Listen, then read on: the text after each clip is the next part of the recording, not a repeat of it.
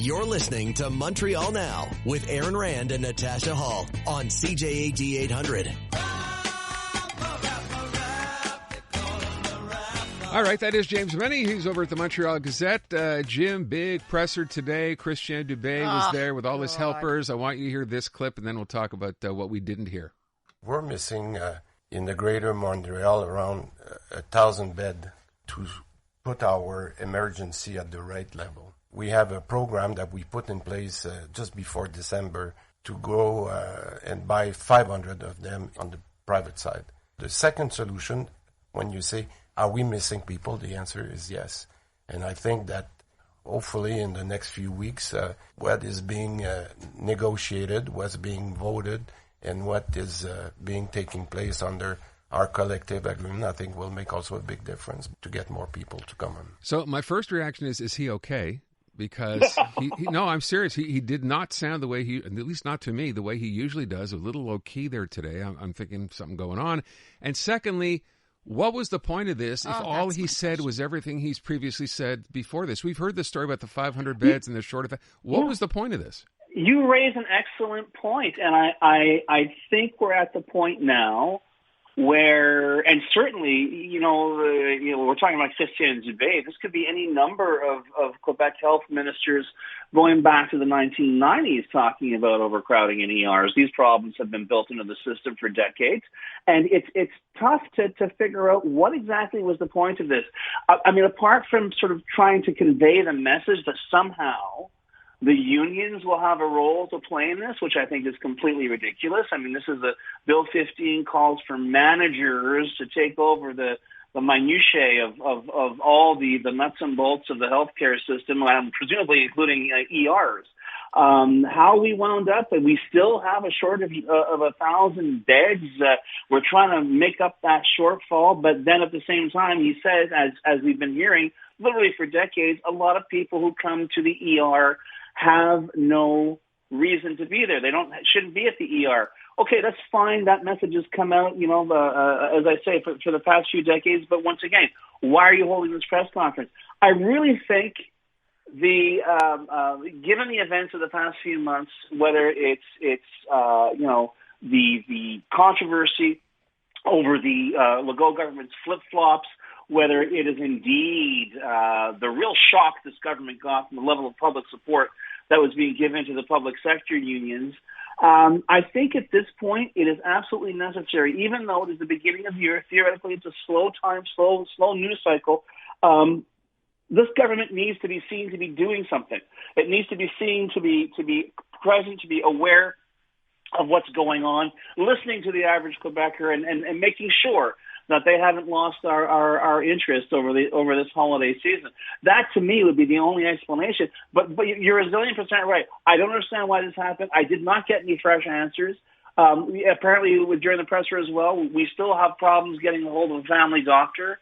So essentially, once again, we're holding a press conference to say stuff we already know. And I think it's really, really just to be shown to be doing something with a capital D and a capital S, as opposed to just, realizing that unfortunately ER overcrowding and a medical system that is not working at 100% is my God, it's Quebec tradition. The other thing is no one's listening, right? Like you can say over and over and over again, don't go to ERs until unless you absolutely have to. But unless you provide some sort of viable alternative, people are still going to go there. So, I mean, fix the problem. Don't just keep repeating the same thing and hope that somehow it's going to miraculously fix itself. Yeah, we have a plan, we have a plan, we have a plan. No, you don't. That's what they keep saying. Well, you have a plan. They have a plan. I think the first thing is when you feel sick enough to take yourself to the hospital, you're not going to go to a CLSC. You're certainly not going to call 811. If you feel that sick and you're going to go out, I with all due respect, I think, when people show up at the ER, it's not because they have a stuffed up nose. No, of course. I mean, they might be of a certain age and concerned, have been told that, at your age, this could be very, very serious. And remember, a lot of people don't have, you just got through admitting, a lot of people don't have access to a family doctor or a doctor of any kind. Yeah. So, they'll show up there. And they're scared. Like, how does this do anything Sure. to, make Quebecers feel like, oh, it's going to be okay? It doesn't. It doesn't do that at all. Well, This is all they've got, Natasha. This is it. The press conference with the Minister of Health, who is on the one hand saying he's going to shake the foundations of the healthcare system. We're going to have Top Guns, and a lot of this will go to the private sector. We'll be resorting to the private sector for help on this. And on the other, he's sort of like saying the same catechism that previous health ministers have made, that people shouldn't be there, but they are there, and we're short beds, and so on and so forth. And nothing ever seems to change. This is not a problem that is unique to the CAQ government, that is unique to François Legault, but it certainly is a problem that they're not solving. I was saying to Natasha when we played one of the clips back earlier on, this idea of blaming patients, and I know you're kind of stuck in between here, right? You're a little bit in no man's land. Yeah. Because yes, the problem is too many people are showing up, as he said today, in emergency who don't need to be there. But no one thinks that way, as you said, Jim, before they go there. You're sick. You can't get a doctor. You can't get an 811 without waiting 3 hours to find out where you should go. So you end up there. But again, I wonder how that plays for people to hear, a minister call out people saying, hey, you're doing the wrong thing. We told you not to go there unless you're really, really sick. It comes across really badly to me. Mm-hmm. Well, it comes across very badly, if only because he's not the first one to have conveyed that message. And as Natasha quite rightly points out, it doesn't work. People aren't listening. So maybe it's time for a different approach. Maybe it's time for a different look to give ERs to get the message out to the public. And this is a government that seems to put great store by messaging. But so far, like you say, they're just reciting the same kind of finger pointing that we've been hearing for years. And once again, people will continue to ignore it. And we'll still have press conferences like this. But the fact is, maybe the question should be, how do we get those 1,000? How do we lose those 1,000 beds? How do we wind up 1,000 beds short after we just created 2 super hospitals? And how do we make up for that shortfall? Blaming the patient, I don't think, is a good idea. All right. Listen, let's move on. We're talking about reruns. Yeah. I mean, I think the logical thing next is to talk about Denis Coderre. He's back. Did he ever actually go anywhere? But he's now talking about running for the Quebec Liberals. Well, he says he's interested in. Of course, the other question is the Quebec Liberal Party interested in Denis Coderre? Is Quebec interested in Denis Coderre? Mm-hmm. Perhaps the best line that I've heard all day on this so-called development in the Liberal leadership story comes from José Legault, columnist, the former columnist of the Gazette, columnist over at the Journal de Montreal, who wrote this afternoon that the voters have shown that you can take repeatedly shown that you can't take Denis Coderre out of politics.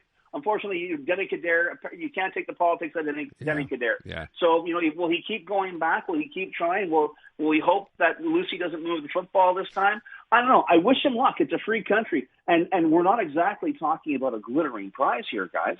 It's not exactly like he's elbowing people out of the way to put in for this job. We're hearing his name. We're hearing the name of, Antoine Dion Charest, son of Jean Charest.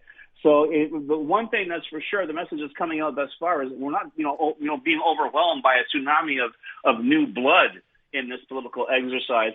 I don't think things are going to get any better between now and 2025, which is when they think that they'll be able to get away with holding a leadership race. But yeah, I mean, it's interesting that Denis Coderre. It's almost the same circumstances that brought him to the mayoralty of Montreal.